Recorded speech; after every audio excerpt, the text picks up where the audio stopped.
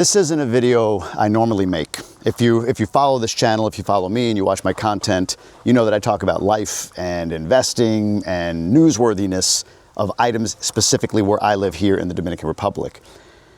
But today, I want to do something a little different. For those that may say like, wow, why would you put this on your channel? You talk about this. Like, listen, there are hundreds of videos for you to go back and watch that are on point, and there will be hundreds more to follow. But it's my channel.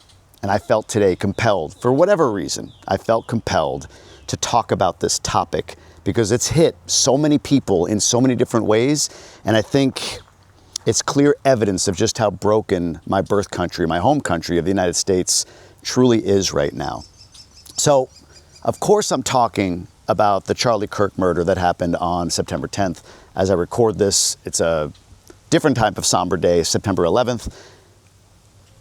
And I really wanted to dive into some of the stuff that I'm seeing that I think, and I hope, creates a level of change in the future. We don't know why or how, but sometimes these events just have a way of changing things. Many people might say, well, why would this change it when a school shooting didn't change it or this or that? And I have my theories on that. And I actually shared that on Instagram yesterday. And then I got some replies. And I wanted to go through some of these replies and just talk about my thoughts on what they mean, how we should be thinking, or at least I can't say how everybody should be thinking, how I'm thinking. And if you can't tell, I'm shooting this raw. No edits, no cuts. So I'll work through my thoughts. I might pause a little bit to form them. If you're along for the ride, great. If not, no worries. If you're new to the channel, this isn't typically the topic of conversation. So caution, if you decide to subscribe, you won't see anything like this probably ever again. I talk about life in the Dominican Republic. So Charlie Kirk, he is a right-wing political commentator, founder of Turning Point USA, very, very well known, beloved by many, hated by many, very, very polarizing character. And I don't know, until yesterday, I knew he was younger, but I guess I didn't really fully appreciate how young. 31 years old.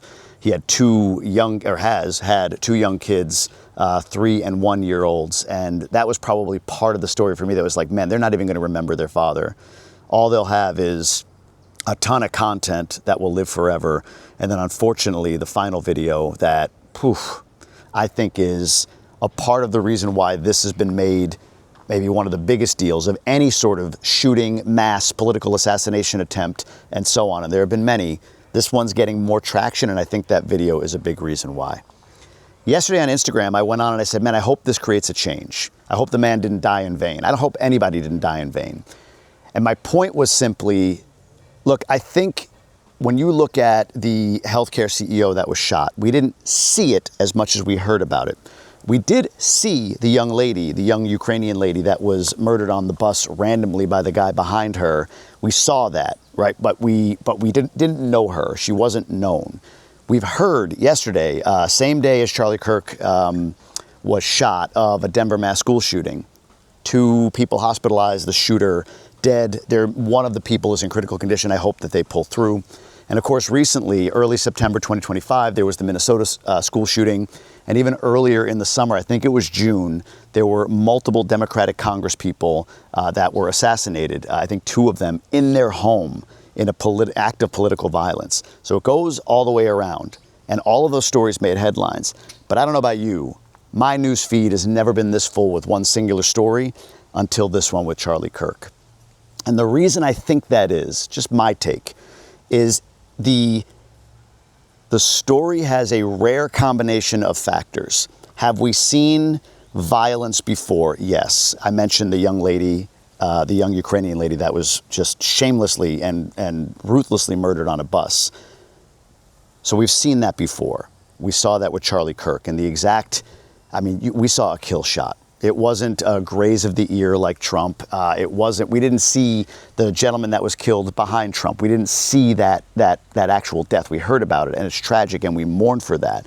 But Trump's shooting, the Butler, Pennsylvania shooting, you saw him duck, get up, he had blood, but it didn't jar you. If you didn't see Charlie Kirk's shooting, don't watch it. I mean, I know it's like one of those things like now you want to go watch it, but it sort of popped up on my feed. It sort of got me.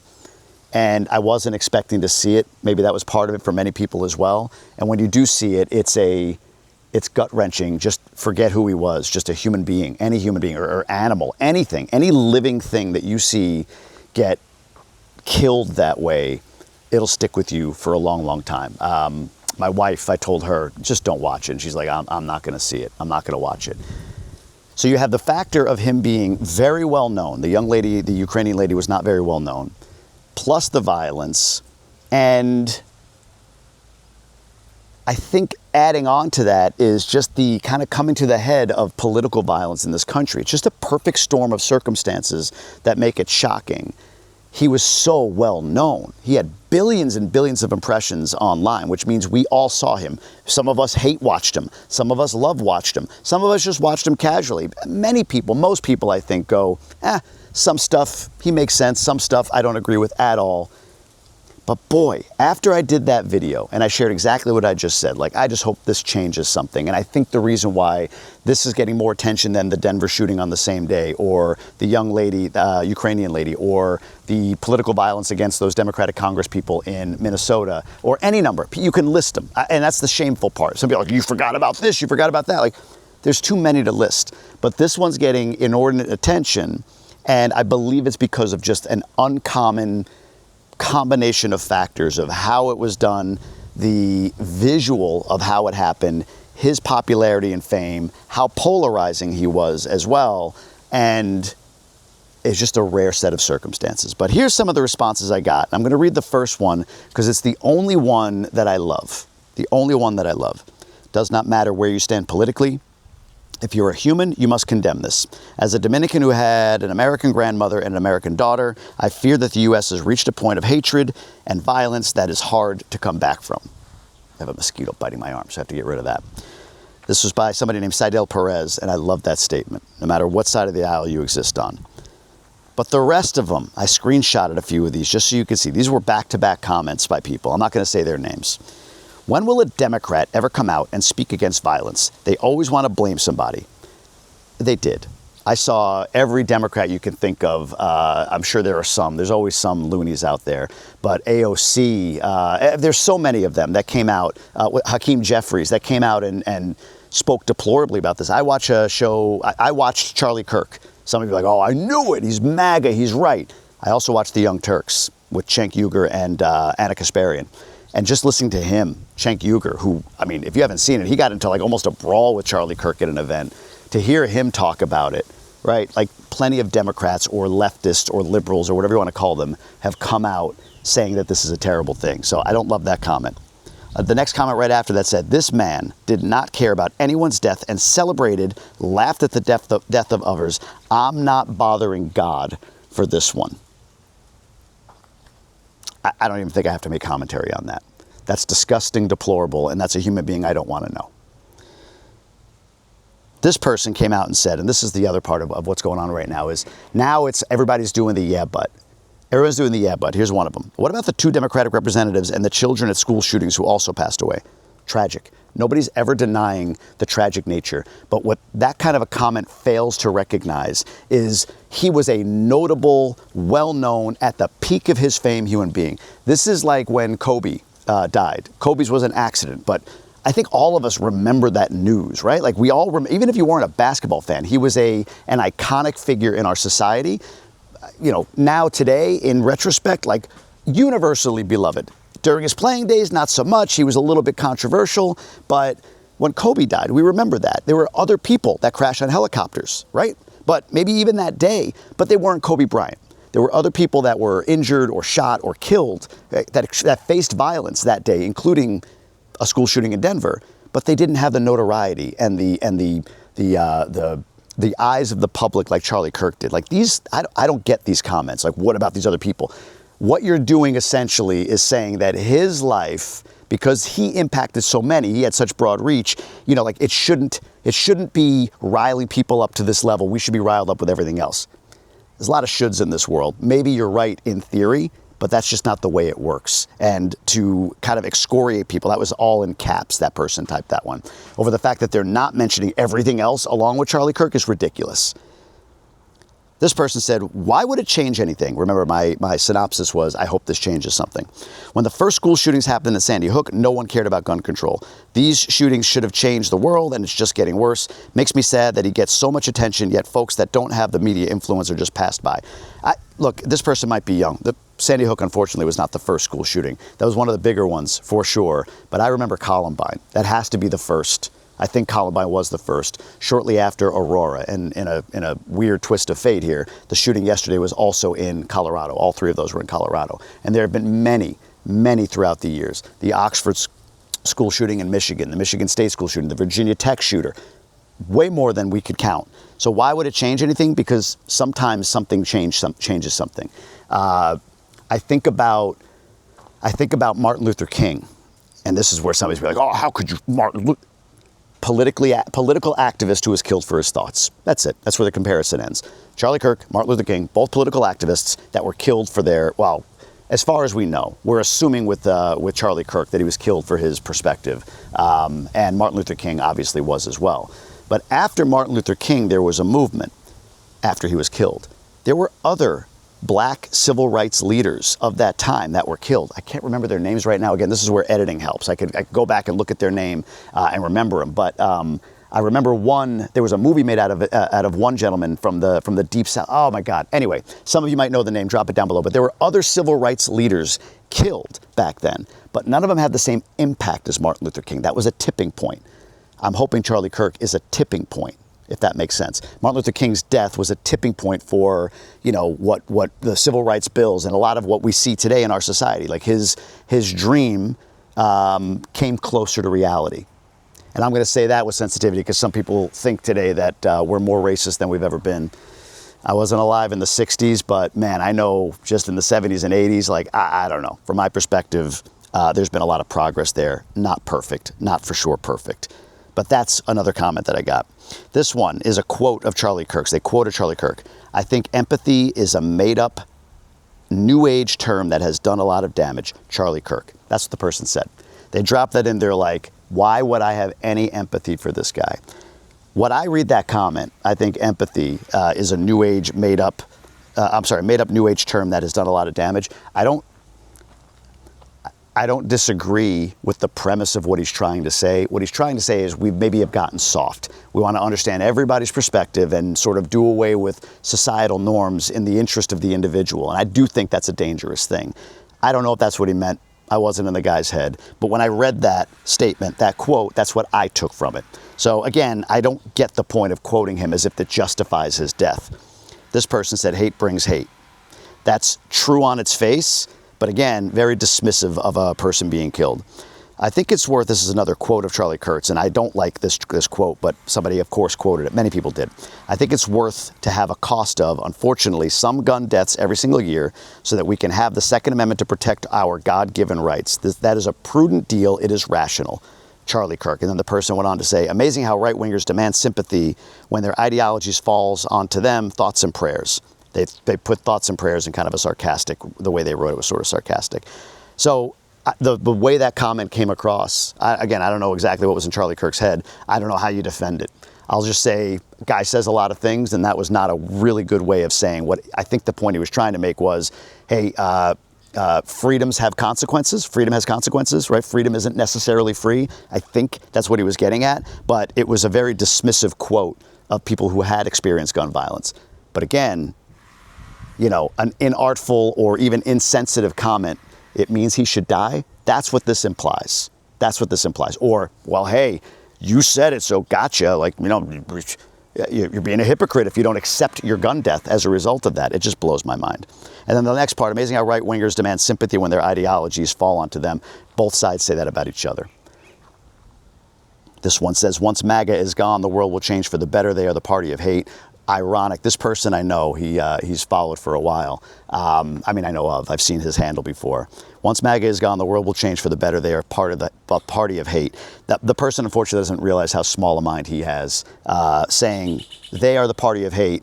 They need to be gone. And the irony of how hateful that comment is. Whoever they are. Doesn't matter which side of the aisle you sit on. If somebody else's views need to be stifled in order for you to believe that the world is going to be a better place, then that's not a good way of living, in my opinion. So those are some of the comments I saw. They sadden me, they scare me, and they make me weep for what is happening in the United States. And again, I hope something happens in the future here, that Charlie Kirk's death is not in vain. The other thing I wanted to talk about is this whole right-wing, left-wing thing.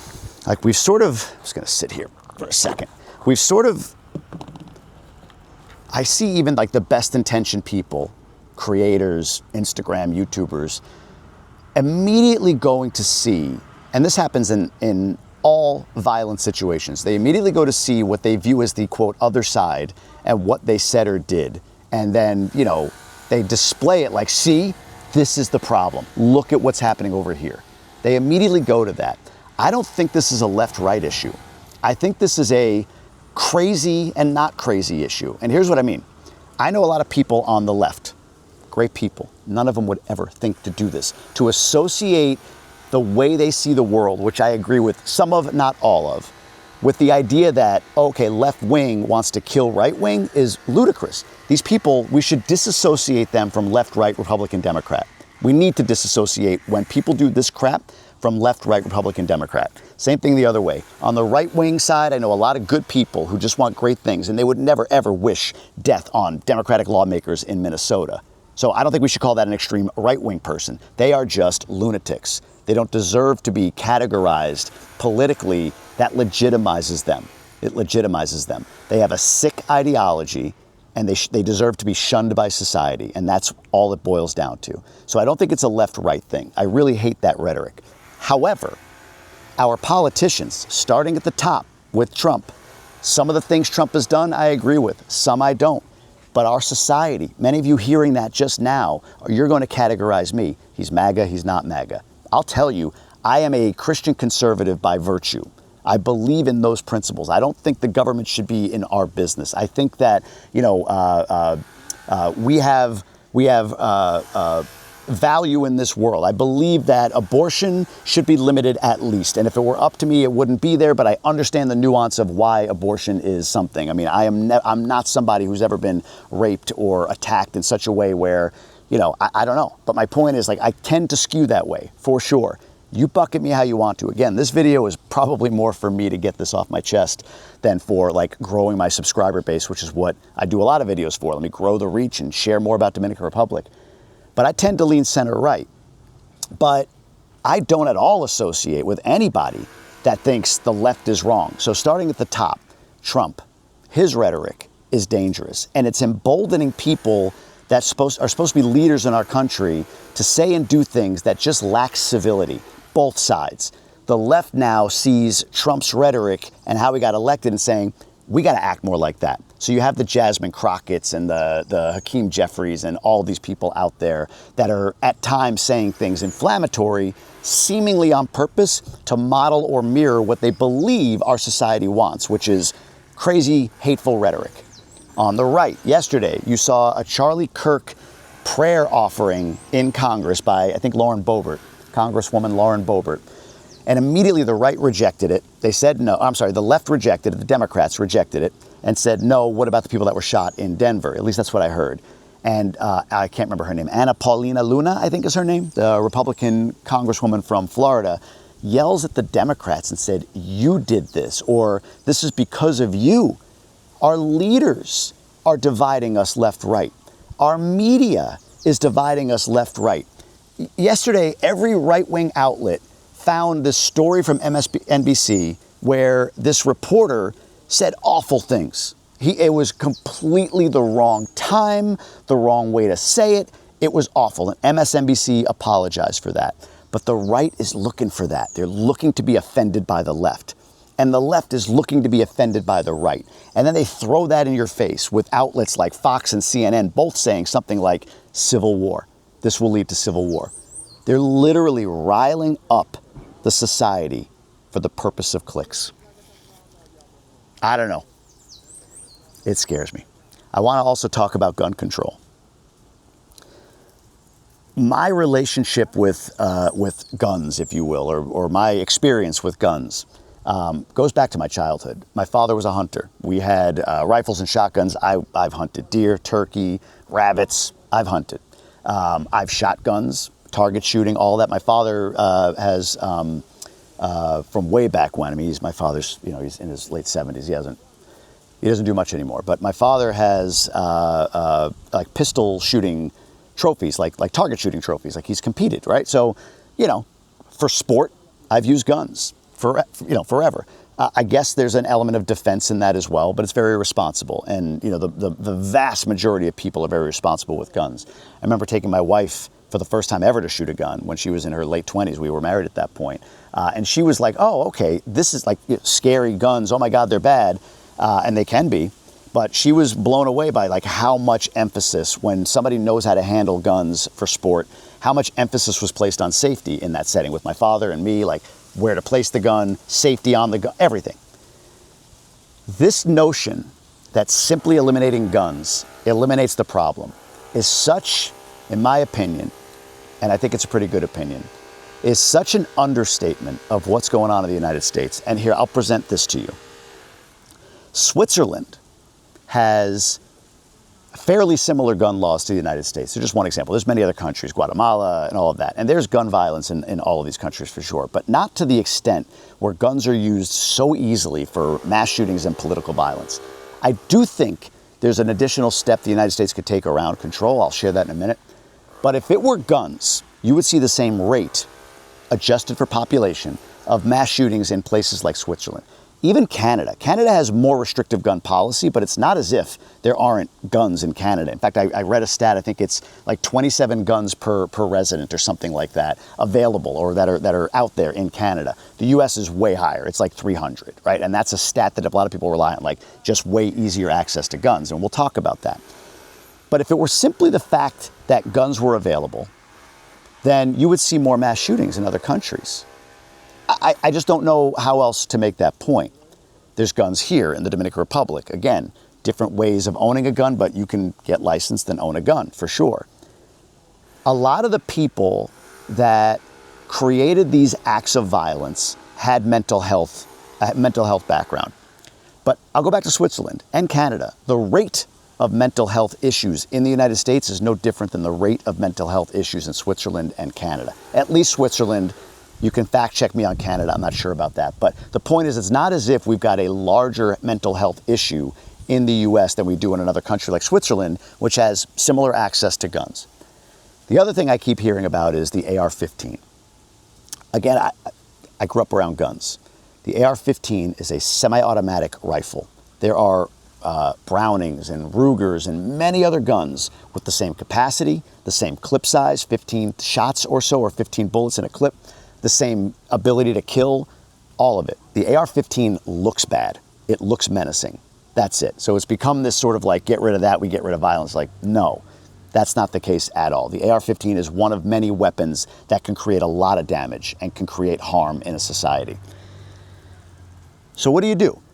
The difference, I think, what I'm seeing, it's two things. In the US, we've gotten to a point where the desire for notoriety has literally come above the desire for civility.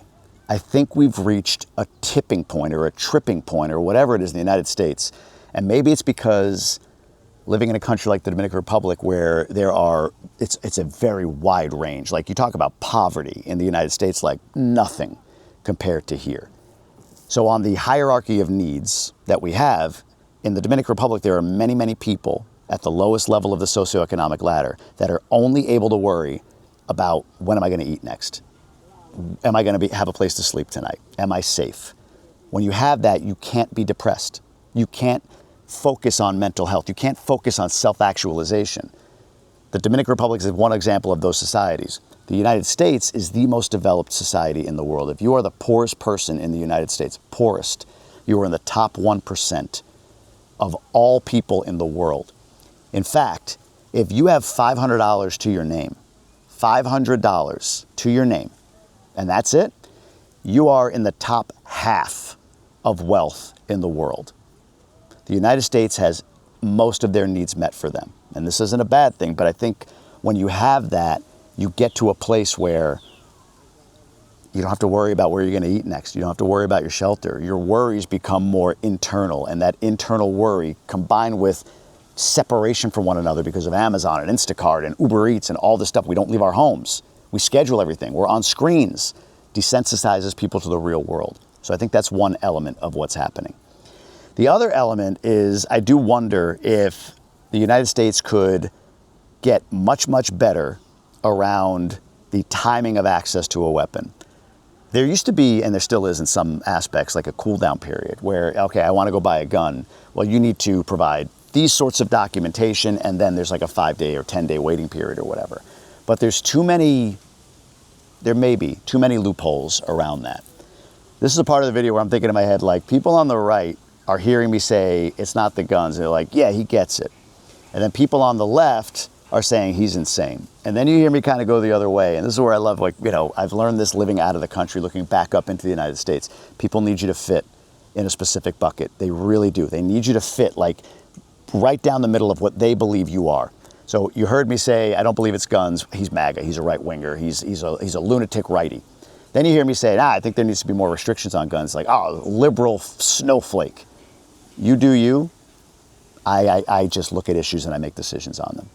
But I think those are two things that we could definitely talk about. But in the end, like I said, I hope that what the media is saying around the movement this creates, civil war and everything else, is completely, hyperbolic bullshit. And what I hope more so is that we all take a pause. We all look at those comments like you just heard from some of the people that responded to a video I did, and we stigmatize and we call those people out. We call those comments out. Every one of them. Liberals don't, Democrats, you don't say enough bad things about them. Like, that's not the right thing to say. I don't agree with that. Even as a right-wing person who may agree with you ideologically, I don't agree with you saying that stuff. It should be stigmatized. It should be called out. You should be shamed for it. The same the other way. All these people, and there's all these videos out there now of like these, whatever, they all look the same, to be honest with you. They're like young, different color hair, they got like a weird nose rings, and they pick them. They pick them so that you create an avatar of them, saying, oh, he's dead, and they're laughing and celebrating, and, it's just disgusting. It's disgusting. I hope that they look back one day, these are 19, 20, 21-year-olds, and they go like, oh my God, how stupid was I? Sometimes you're just young and dumb. But there are plenty of other people that are just excusing this or almost justifying the fact that he was killed just because he had strong words or he didn't seem empathetic enough or even said he doesn't love empathy or even said that, gun deaths are a sacrifice for the benefit of having the Second Amendment. He didn't say it even that well. He didn't say it well at all. But as a guy who talks for a living, I know that maybe even in this video, you step in it. You say some things sometimes that maybe, no, that's not what I meant. It came across the wrong way. And I think just giving one another a little bit of grace, including him, especially right now, in a week, 2, 3 weeks, if there's debate, maybe. But I hope we step back and we look at this incident and we see it as an ability to change. Like, okay, look, if you hated Charlie Kirk's message and his opinion, cool. But to embolden or justify the kid that shot the healthcare CEO, like I heard there was I don't know if this is true, a GoFundMe for the guy that stabbed the Ukrainian girl. Like, what are we doing? Those people need to be absolutely shamed, scarlet lettered in our society for even thinking it, for even saying it. I don't know how you do it. I don't know. I don't know if there's a way to do it without there being overreach. It's such a complicated issue. I don't have the answers. But I wanted to at least share that for this community, and I consider that this, I don't like followers, and I mean, I say followers because that's what it is, followers, subscribers, but like for the community that we built, I'm becoming intolerant of the intolerance, and I hope all of us are. I hope all of us are. That's what I got. I hope you all have a blessed day.